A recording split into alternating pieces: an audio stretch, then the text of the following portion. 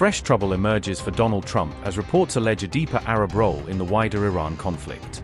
American media claims reveal the extent of Abu Dhabi's alleged involvement during the Iran war period. The United Arab Emirates accused of continuing strikes even after a ceasefire, raising questions over its wartime strategy. Gulf dynamics appear increasingly fragmented as some Arab states lean toward confrontation while others pursue diplomatic restraint.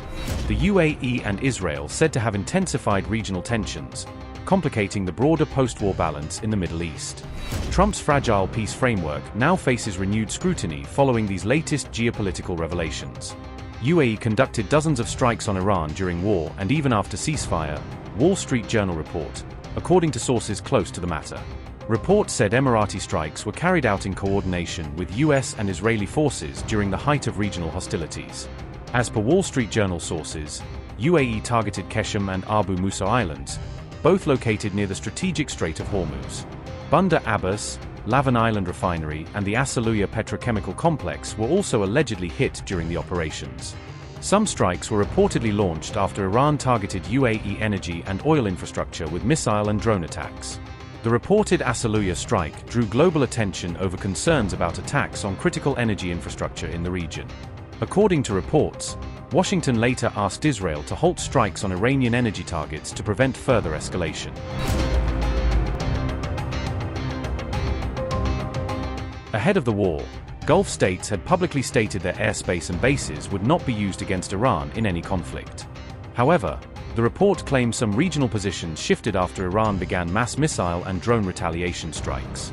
Iran reportedly fired more than 2,800 missiles and drones toward UAE during the course of the war, according to the report. The UAE is said to have faced more Iranian strikes than any other country in the region, including Israel.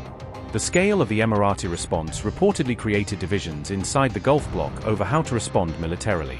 Saudi Arabia reportedly warned the US that strikes on Iranian energy sites could endanger regional oil infrastructure. Riyadh expressed fears that escalation could push global oil prices higher and trigger market instability. Abu Dhabi reportedly favored a stronger military response, while Saudi Arabia pushed for diplomatic de-escalation. Amid these differences, Sheikh Mohammed bin Zayed was reportedly frustrated with Saudi Crown Prince MBZ. The war also reportedly deepened military coordination between Israel and the UAE during the conflict period. Israel reportedly deployed Iron Dome air defense systems and military personnel inside the UAE during the war. Top Israeli officials, including Prime Minister Benjamin Netanyahu, are said to have visited the UAE. The visits reportedly focused on secret security coordination and joint response measures against Iran.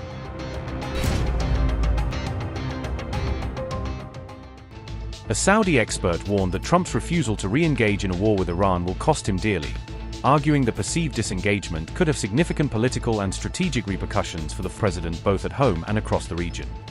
The Saudi analyst said Saudi Arabia no longer trusts the United States to provide protection, a blunt assessment that reflects growing doubts in Riyadh about Washington's reliability as a security guarantor amid shifting U.S. priorities. Mubarak al-Ati's comments, reported by the Jerusalem Post, exposed Riyadh's deepening fear of Iran, with the analyst's remarks interpreted as a candid admission of anxiety within Saudi political and security circles. Al-Ati warned that the U.S. decline in influence is preventing Gulf states from taking Trump's Abraham Accords demand seriously, suggesting that diminished American credibility makes regional leaders less willing to commit politically risky normalization steps. The remark came days after Trump urged Arab states to join the Abraham Accords and normalize ties with Israel, a push that Al-Ati said will be harder to sell to Gulf publics and governments if they perceive Washington as retreating from regional security responsibilities. Mubarak al-Ati made the remarks while speaking with RT News, the Jerusalem Post reported on May 29, giving an international platform to views that illuminate intra-Gulf anxieties and the fraught dynamics of U.S. influence in the Middle East. The Saudi analyst said, and I quote, "It seems that U.S. President Donald Trump refuses to return to war and overthrow the Ayatollah's regime. This will cost him dearly. The balance of power has changed significantly, and for rising powers such as India, Saudi Arabia, and Brazil, all of which are G20 members, there are now new possibilities. And they can establish relations with all forces, not just with the US. The US is still a superpower, but not as it was a decade ago. Saudi Arabia refrained from being drawn into war and did not stand alongside Israel and the United States, just as it did not stand alongside Iran. Saudi Arabia has not declared hostility toward any of the parties. And this means they analyzed the situation and saw themselves as an independent actor who cannot be a satellite of Israel and the US, unquote.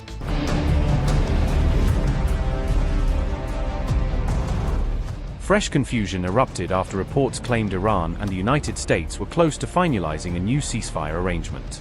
Tasnim news agency denied reports suggesting a major agreement between Washington and Tehran had already been finalized. Sources linked to Iran's negotiating team said Tehran has not confirmed completion of any formal agreement with the United States. Meanwhile, US Vice President J.D. Vance admitted Washington and Tehran were still not there yet despite ongoing negotiations. If you look at what we've already accomplished here, assuming that we're able to get to a final agreement here, we're reopening the Straits of Hormuz, we've already decimated their conventional military, and we're in a position where we could substantially step back their nuclear program, not just during the term of this president, but over the long term. That's a very, very good thing for the American people. So we're not there yet, but we're very close. We're going to keep on working at it. Thank you guys. Have a good evening. American officials said serious disagreements remain over Iran's enriched uranium stockpile and key nuclear-related issues. Reuters earlier reported both sides had discussed extending the ceasefire for another 60 days amid rising Gulf tensions. The proposed arrangement could reopen maritime traffic through the Strait of Hormuz while negotiations continue behind closed doors. However, Donald Trump has reportedly not yet approved the potential agreement despite continuing diplomatic discussions with Tehran.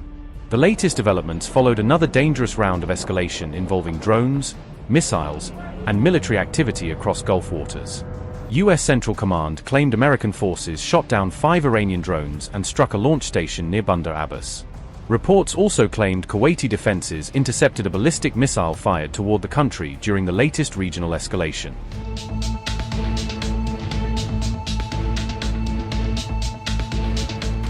The IRGC said on May 28 that it targeted a US airbase in response to what it described as a hostile attack, framing the operation as a direct reprisal meant to signal Tehran's unwillingness to tolerate strikes against its interests. Press TV reported that the strike was announced in a statement published by the IRGC, which laid out the group's rationale and attempted to justify the action as a measured, intentional response rather than an impulsive escalation. The IRGC said the attack took place at 4:50 a.m. and described it as a serious warning, using precise timing and stark language to emphasize the message was deliberate and meant to deter further actions. Iran stated that the strike was retaliation for an earlier US military action near Bandar Abbas, portraying the operation as part of a tit-for-tat cycle meant to punish what Tehran called unlawful or provocative conduct. The IRGC warned that any further US aggression would be met with a stronger response, signaling a commitment to escalate proportionally if it perceives continued threats, and underscoring the danger of a widening confrontation. The IRGC said, and I quote, "Following the US military's pre-dawn attack today using aerial projectiles on a site near Bandar Abbas Airport, the American airbase from which the attack originated was targeted at 4:50 a.m. This response is a serious warning to the enemy that any act of aggression will not go unanswered, and, if repeated, our response will be even more decisive. The aggressor bears full responsibility for the consequences," unquote.